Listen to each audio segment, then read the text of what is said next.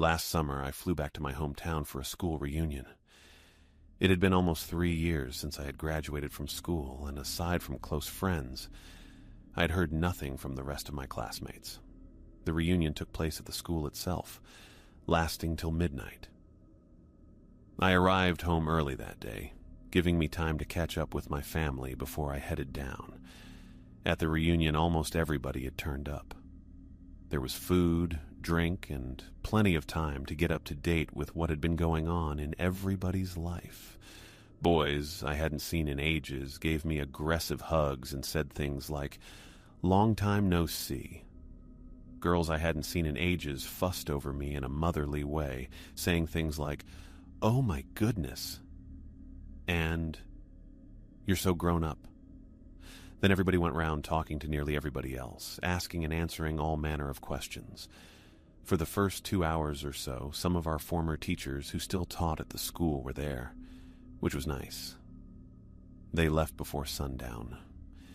As the night drew to a close, and most people began to head home, I and a few others hung around outside the school hall. I leaned against a railing and sipped lemonade while listening to the conversation.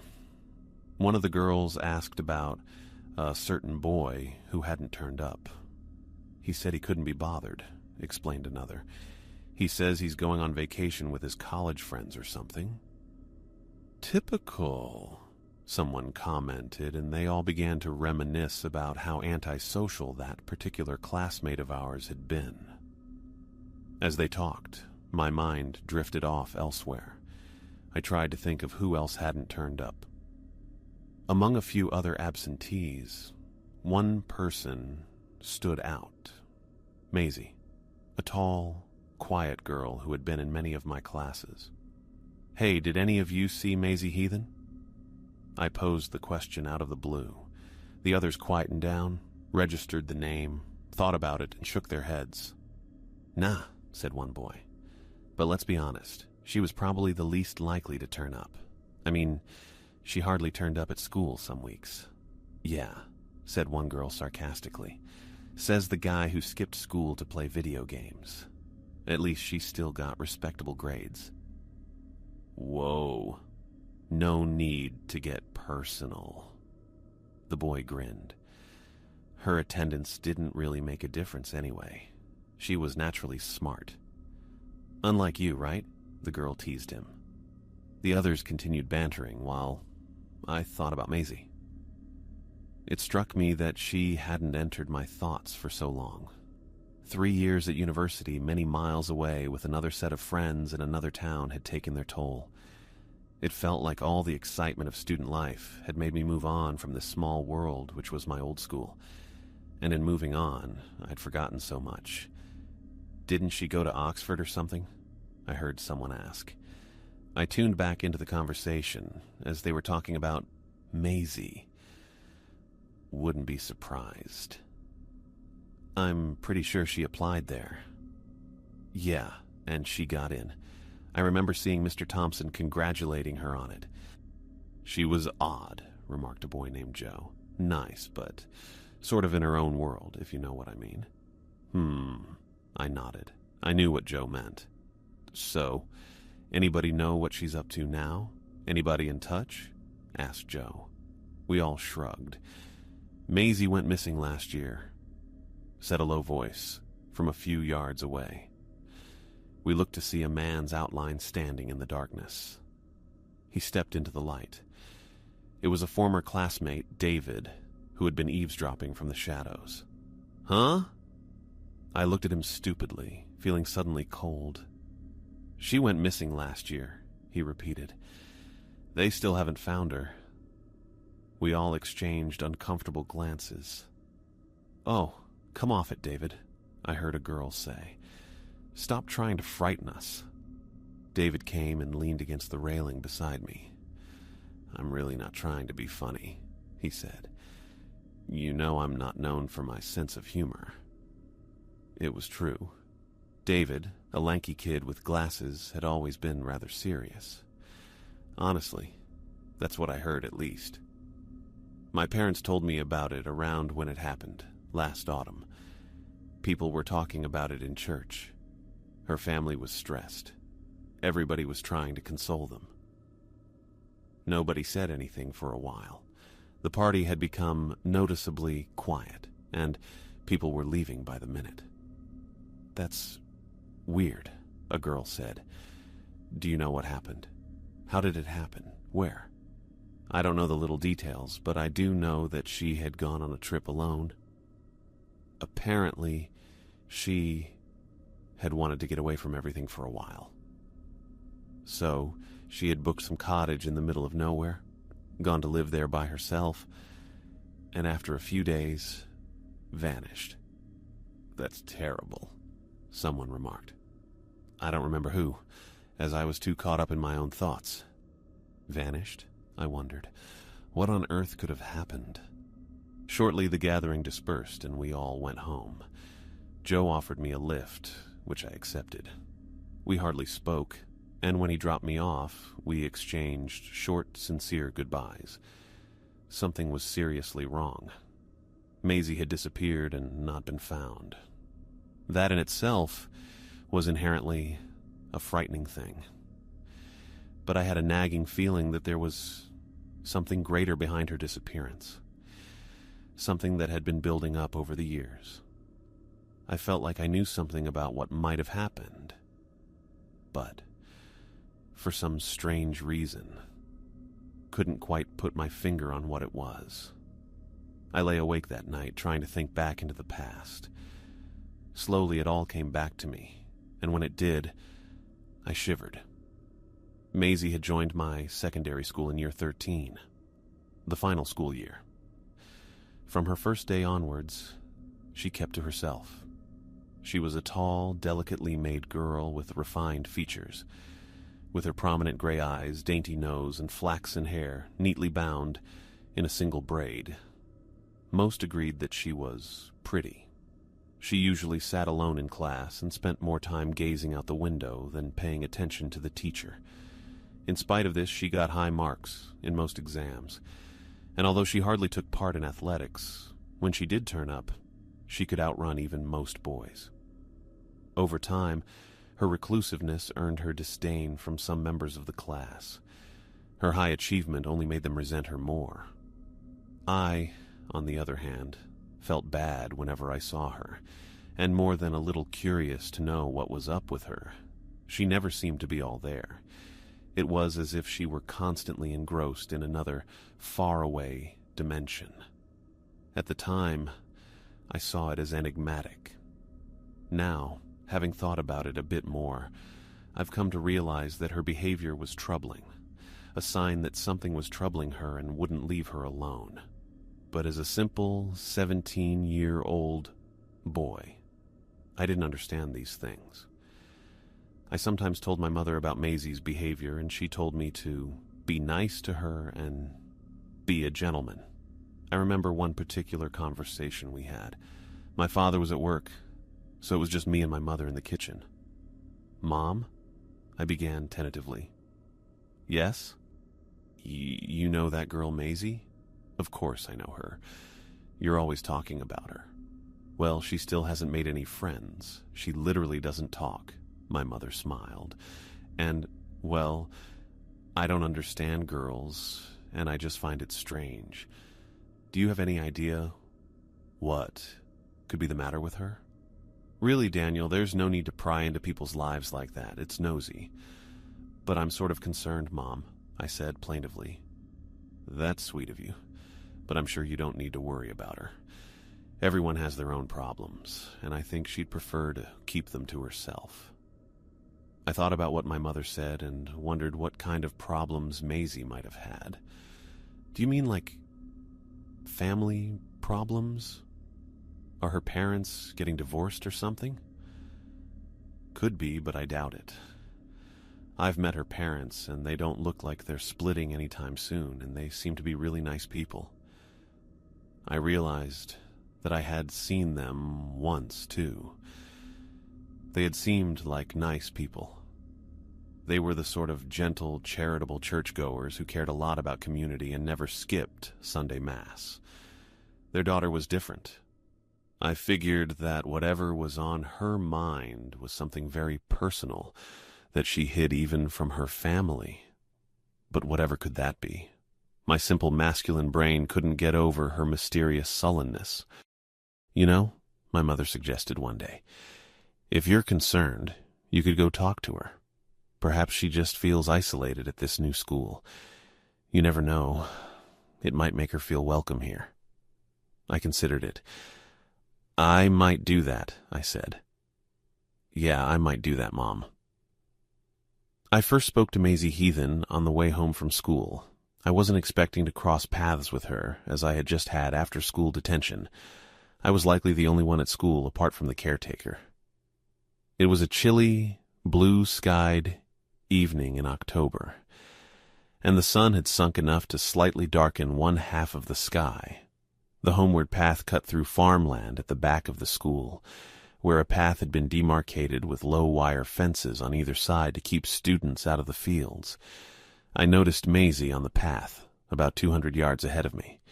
I realized this was my chance, and tried to walk faster to catch up with her, then ran.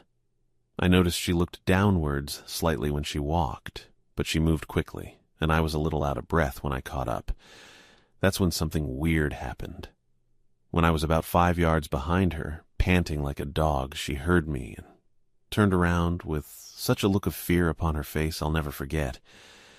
It scared the heck out of me, seeing her face tightened into that silent, wide-eyed scream. When she saw who I was, she looked with embarrassment at her feet. "I'm sorry," I said. "I didn't mean to startle you." "No," she said, shaking her head. I'm sorry. I'm sorry. Don't worry. I should learn to make better first impressions. I was running to catch up with you." "Why?" She turned fully around. "Because—" I tried to think of a reason. Eventually, I just told her the truth. "Because I wanted to talk to you." We continued down the path through the fields, then exited onto a lane that led down to town, where I lived, and where she presumably lived. Maisie was surprisingly easy to talk to. Her manners were a little odd, but she responded to questions and even asked some about school-related stuff. I asked her what she thought of her new school. She shrugged and said, "It's okay, I suppose." "You mean you don't actually like it?" I remarked. "No, I'm indifferent," she said, and we walked on quietly for a while before she explained, "We move around a lot. I've been to so many schools that it makes no difference to me anymore. So, why do you move around? Is it because of your parents' work?" She completely ignored that question and said something to change the subject. I can't remember what. I just remember it took me aback how abruptly she changed the subject. We eventually parted ways at a crossroads. I told her that if she should feel lonely at school, she should feel welcome to approach me. She responded with a quiet smile. It was a sweet, genuine gesture of gratitude, but something about it sent a chill through me. I could see through those eyes of hers that she knew something I didn't, and that she had been through things I couldn't fathom. It was a quietly haunting, fragile smile. I walked home feeling glad that I had broken the ice between us. I felt like I had been a gentleman, whatever that meant. But somehow, something still didn't feel right. The first occurrence that struck me as genuinely odd took place later that year. I took a job cleaning the school on Fridays after school. It was a warm day in early summer, and I had the task of cleaning the theater hall. It had been built sometime in the 1950s, and was rather grand. The seats would be full and lively whenever there were performances. On that day, I thought I was the only one there. I was carrying the vacuum cleaner to a backstage room, when suddenly the door to that room opened and a girl, white as a sheet, came out. I nearly screamed. It was Maisie Heathen. She had been in the room all along, and she looked terrified, as if she'd seen a ghost. "Whoa, everything all right?" I asked, laughing. She looked ready to burst into tears, then ran out of the hall, leaving me utterly confused. Suddenly I felt afraid to enter the backstage room. What on earth was in there? What had scared her so badly? Against my instincts, I went in. There was no one there. I checked all of the potential hiding spaces and turned on every light and found nothing. Perplexed, I retrieved the vacuum on and started cleaning. All the while I was in there, I had this sinking feeling in my stomach, the impression that something terrible would happen at any moment, causing me to hightail it out of there white as a sheet. But nothing happened. I vacuumed the place and got out of there quickly. I never raised the topic with Maisie. The year wore on, and nothing of that level of weirdness happened. Many weeks later, however, something did happen. Not something weird. Something disturbing. Believe it or not, Maisie was actually beginning to fit in. She made some friends. Occasionally, she would engage verbally in lessons. This turned heads, as it was strange to see someone so silent, suddenly so vocal. Not that she was particularly outgoing. She was still quiet and understated, but it seemed as though some mysterious shadow had shifted away from her. There was a summer concert in which she played a piano solo in front of the whole school. I applauded heartily. I gradually came to the conclusion that she had simply had some form of anxiety earlier.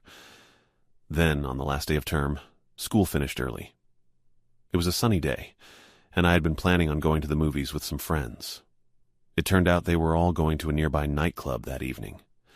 I had no intention of joining them, as I can't stand drinking or anything to do with it, so I settled on having a quiet evening at home.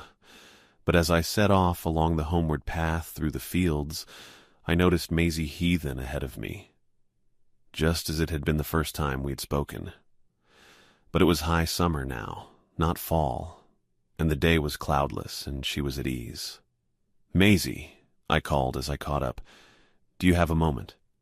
She turned and nodded. We hadn't spoken in a while. As we walked, the sound of crickets in the grass filled the air. "So," I said after much anticipation, "do you like films?" "What?" I said, "Do you like films? Movies?" "I don't mind them." "Would you like to see one? Tonight? At the cinema?" She seemed to be considering my offer because she smiled quietly to herself. Then she said yes. I expressed my gladness, and when she asked why I was asking her, told her about my friends, ditching me for a nightclub. That seemed to amuse her. Then I told her which movies were showing. She settled on a horror film, which surprised me. Horror? Really? She didn't seem the type. "It starts at 11:30, though," I warned her. "Are you going to be able to come that late?" "Sure, I can." "Then that's settled, I suppose. Shall I pick you up?" I offered. "Please." "Where should I pick you up from?" "My house." "I don't know where you live." On the way home, she told me where she lived. It was close to my own home.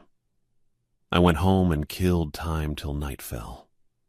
At 11, I drove my parents' car to her house. She didn't own a mobile phone, so I waited outside. All the while I waited, I felt, for no apparent reason whatsoever, a touch of dread. I had the radio on and was sitting comfortably in a car parked in a pleasant suburban neighborhood. But something outside seemed to be stirring. I kept looking out of the windows, expecting to see, well, not knowing what to expect to see. But there was definitely something about the place that night which was making me uneasy. I jumped when somebody opened the passenger side door and climbed in on the seat beside me. It was just Maisie. I hadn't seen the front door of her house open. "Where'd you come from?" I asked. I could swear I never saw the front door open. "I came through the back door," she explained. "It's quieter, and I don't want to let my parents know that I'm going out." "Oh, Right. I realized I was doing something against her parents' will. I didn't want them to worry if they found her gone, and I didn't want to be the one responsible. But I guess I had no choice. Calling things off was out of the question at that point. The drive took 20 minutes or so, and aside from ours, there were only about 5 other cars in the lot. This cinema was, bizarrely, a standalone building a few hundred yards off the side of a lengthy 50 mph road. Usually, theaters are downtown or a part of shopping malls, but this one was large, with its own parking area, and nothing else around for miles. It was quite nice, really, away from everything else. The only noise usually came from the road. But at 11:30, long after dark, even that lay silent. Beyond the cinema, woods seemed to stretch on endlessly. We bought our tickets and joined about a dozen other viewers in the theater. The film itself was about some demonic possession, and it was fairly cliché, but it gave me the cheap thrill I'd paid for, and the audience screamed at least 3 times. Every now and then I glanced at Maisie. Something about the way she watched the film was strange. Rather than looking excited or bored or afraid, how people usually look when watching horror, she seemed intense and angry. Maybe not quite angry. It was more a look of hatred, not obvious, but subtle and cold. I found it disconcerting but shrugged it off, and told her I was going to the bathroom. Her expression relaxed into a pleasant smile as she nodded. Alone in the men's room, it was perfectly silent and relaxing. That is, until I noticed footsteps moving about in the hall outside. I assumed somebody was coming to use the bathroom, but whoever they were didn't enter. Their feet slapped against the floor as if they were barefoot, and there was a lot of time between each step, suggesting that whoever it was either had unusually long legs or was taking immense strides. I washed my hands and left the bathroom. Strangely enough, there was no one out there. Again, I shrugged it off and returned to my seat. When the movie was over, Maisie and I waited until the end of the credits, by which time everybody had left. Then we made our way out to the car. Wait, I left my pullover inside, she remembered just as we reached the car. Should I get it for you? It's empty in there now. No, I'll go. You sure? Yeah. So I slouched in the driver's seat and watched her hurry back inside, in search of her pullover. She was pretty brave, going in there alone. The place tended to get a bit spooky at this time. Creepily enough, mine was the only car left. I wondered if there was anyone else at all in the building with her. Anyway, I flicked the radio on and waited. When several minutes had gone by and she hadn't returned, I began to get nervous. I turned to open the door, and I froze. In the woods behind the cinema, there was a man standing, facing me. He was far away, but I saw clearly that there was something wrong with him. First of all, he was stark naked. His pale body, wiry and lean, was on full display. This began to sound alarm bells. The only rational explanation for his state of undress was that he might be an escaped mental patient. Or perhaps he was a pervert. He could be dangerous, I realized. I got out of the car, and the man disappeared into the trees at once. I was getting increasingly uneasy. I decided to go find Maisie. A lone, 18-year-old girl in an empty building at night just seemed like something bad waiting to happen. But to my relief, she came out right then, wearing the pullover. We got into the car and shut the doors. I switched the radio on, and when the silence between us lasted too long, asked her what kind of music she liked. I don't listen to music, she said.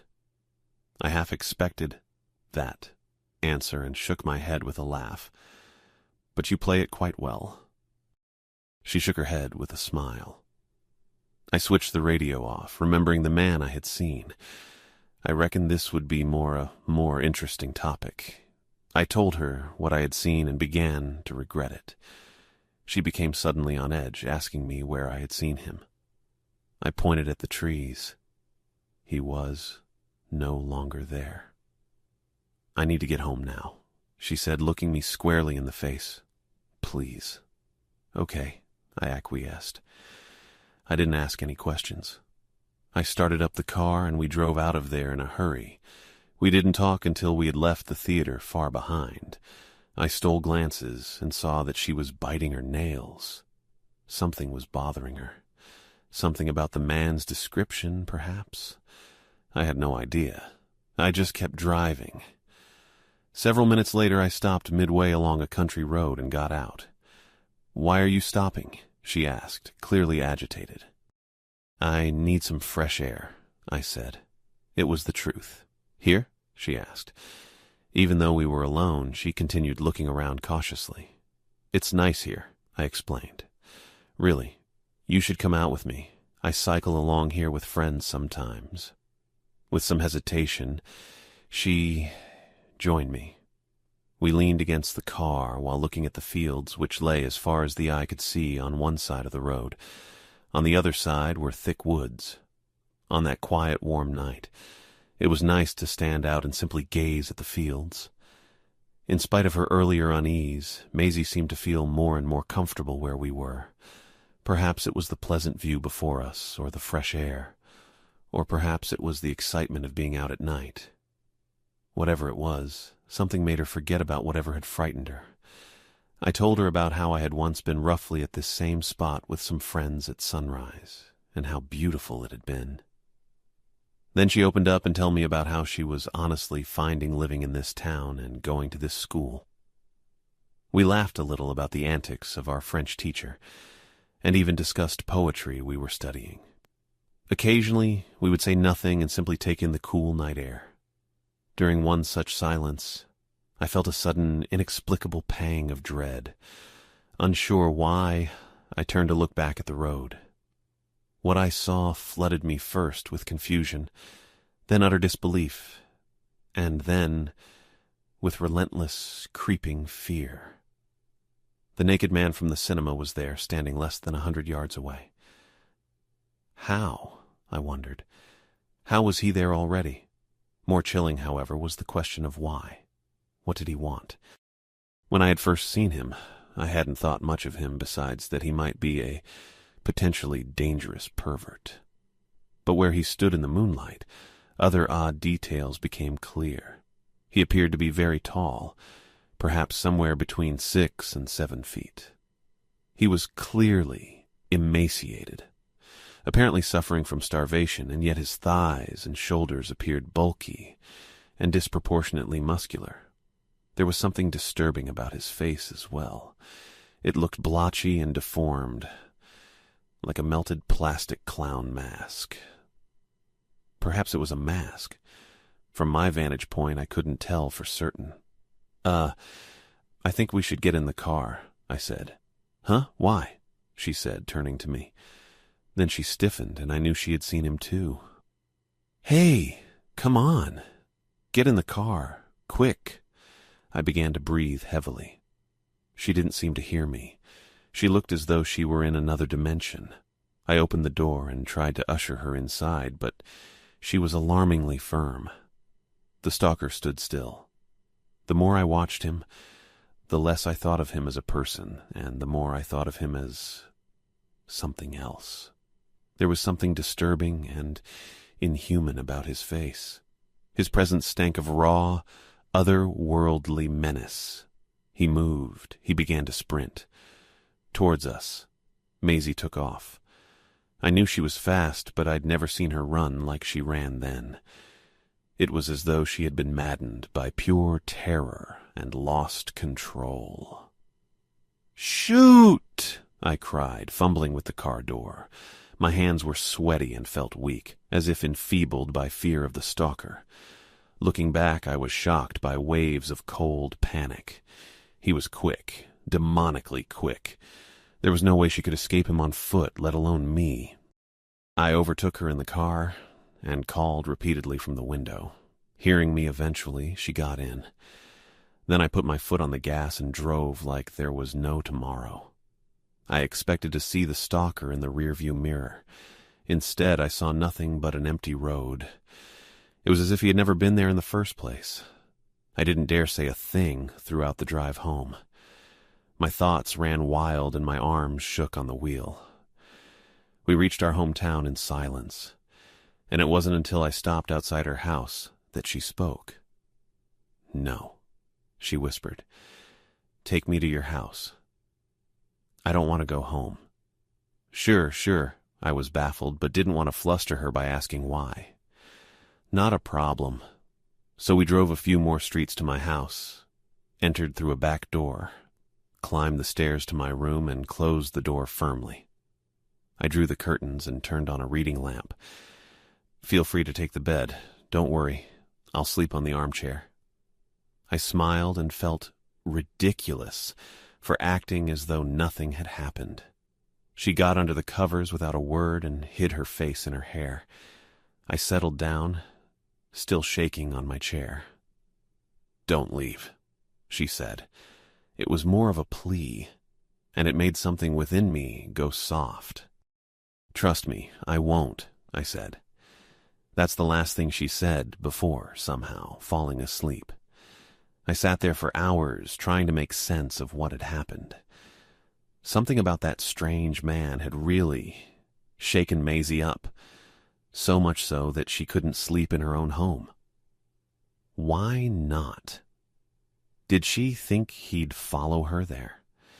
I realized that my mother would be most dismayed if she found me with a girl in my room at night. But I was her friend, and hated to see her so afraid. I couldn't have said no. She slept a few feet before me, breathing calmly, apparently in peace, but I knew that something was troubling her. I got the terrible feeling that the weird, distorted, clown-faced man was somehow connected with her strange behavior. No, absolutely not. This was a random, one-off incident, I told myself. But then why was she so afraid of him? Why did the mere description of the man arouse such immediate and disproportionate fear? Could she know him? How? Who is he, anyway? There were too many questions, and my head was too tired to contemplate them. Eventually, from the exhaustion of sitting upright, I began to doze off. I was lulled to sleep by the hum of the night breeze, the quiet whir of the fridge downstairs, and the soothing sound of footsteps, of bare skin slapping slowly against concrete outside, as if whoever was out there had unnaturally long legs. After the incident at the movie theater, Maisie more or less stopped talking to me. I didn't hold it against her. I assumed she just needed time. But weeks passed, and she kept silent. During the last week of school, I passed her in a hallway and we made eye contact. She forced a wry, short-lived smile. "Daniel," she spoke at last. She sighed and hurried away without finishing what she wanted to say. We finished school without ever speaking again. On the last day, I slipped my number into her locker in case she ever wanted to get in touch. She never did. The summer months dragged by. Another semester at the university began. Years passed. Before I knew it, I forgot much of what had happened. You'd think someone would remember things like that. But no. It was almost as if my brain was deliberately trying to erase the memories. After what David said at the reunion, things came flooding back. I revisited the archives of my memory and was frightened by what I found. I spent the following days strolling around town, thinking non-stop about the whole frightening affair and trying desperately to understand. About a week later, I was going for a run in my hometown and crossed paths with someone I hadn't seen in years, Maisie's father. He had lost weight, not to mention quite a bit of his hair, but I knew him at once. He didn't notice me until I said hello and seemed to only vaguely remember me, which was upsetting. We stood talking about what I had been up to, college and stuff. Then there was a pregnant pause, and I dared to mention the topic of his daughter's disappearance. "Look, Mr. Heathen, I heard very recently about Maisie. I'm devastated." He looked up at me through his old-fashioned glasses, with a tragic, defeated look in his eyes. "Young man," he said softly, "this world has things in store for some people that seem so unjust, so cruel, that they test our faith in the Almighty. But we must keep the faith. It's all I have now.